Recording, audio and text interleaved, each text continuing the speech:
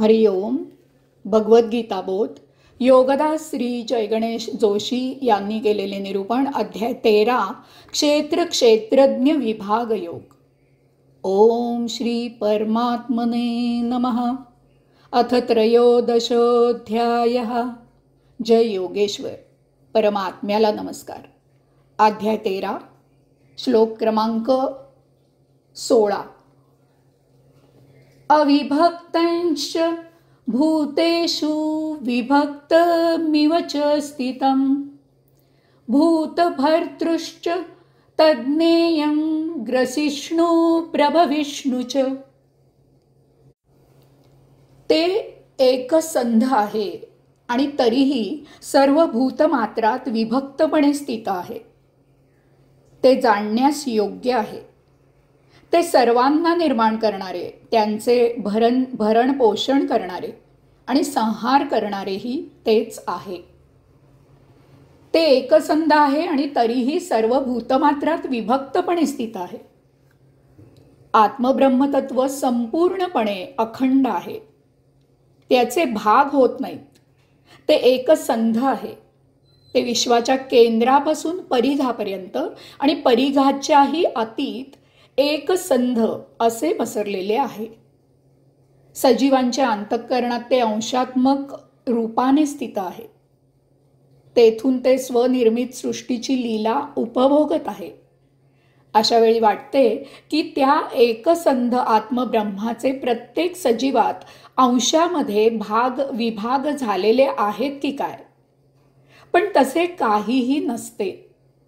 समस्त विश्वातील सजीवांमधील आत्मब्रह्माचा प्रत्येक अंश हा बाहेरील विश्वातील आत्मब्रह्माला सतत जोडलेला आहे आणि तो जोडलेलाच राहतो. यामुळेच श्वासोच्छ्वासाची क्रिया सतत आपोआप स्वयंभू चालू राहते. ती कोणत्याही सजीवाच्या ताब्यात नाही. ही क्रिया आत्मब्रह्माच्या नियमनाने होत असते. सजीवाच्या अंतःकरणातील अंशात्मक आत्मब्रह्म परम आत्मब्रह्माला जोडलेले असल्यामुळे त्यांच्यातील नैसर्गिक आणि स्वाभाविक आकर्षणामुळे सतत आणि अव्याहत श्वासोच्छ्वास चालू राहतो. अंतरात्म्याच्या आणि परमात्म्याच्या संधानामुळेच आपला श्वासोच्छ्वास आपल्याही नकळत चालू असतो.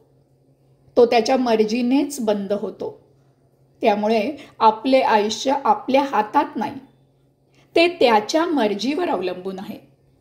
याचा अर्थ असाही आहे की संपूर्ण विश्वात सजीवांची एकूण संख्या किती असावी हे विधिलिखित अगोदरच ठरलेले आहे. ती असंख्य, अमोज, अमर्याद असू शकत नाही. एक प्रकारचे सजीव वाढले तर दुसऱ्या प्रकारचे सजीव कमी होतात. हे नैसर्गिक पर्यावरण संतुलन परमात्म्याकडून आपोआप राखले जाते. मानवाने हे जाणून या निसर्ग नियमाला साथ द्यावी. याची जबाबदारी केवळ मानवावरच आहे. कारण सर्व सजीवात हे जाणण्याची केवळ मानवालाच प्रगल्भ बुद्धी आहे. याचा अर्थ प्रत्येक सजीवातील अंतरात्मा हा एकमेकांनाही जोडलेला आहे. यावरून योग्य तो अर्थबोध घ्यावा.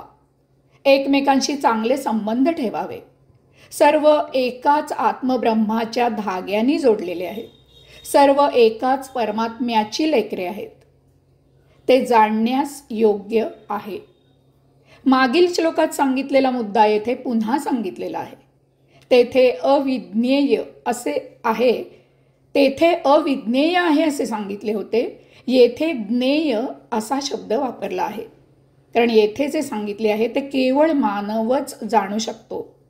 याचे अनन्य महत्त्व गळी उतरावे असा यामागे हेतू आहे. संपूर्ण विश्वातील सजीवात सलोखा राहावा, विश्वशांती नांदावी असा हेतू आहे. त्यांचे भरण पोषण करणारे आणि संहार करणारेही तेच आहे. उत्पत्ती, स्थिती, लय एकाच आत्मब्रह्माकडून होत असते. यासाठी संपूर्ण सजीव एकमेकांना जोडलेले आहेत असे जाणावे की तेच आत्मब्रह्मतत्व निरनिराळ्या सजीव रूपात उत्पन्न होत असते. ते स्वतःच स्वतःला जोपासते, पोसते आणि येथील सृष्टीलीला स्वतःच उपभोगते. शेवटी ते स्वतःतच विराम पावते. हरिओम.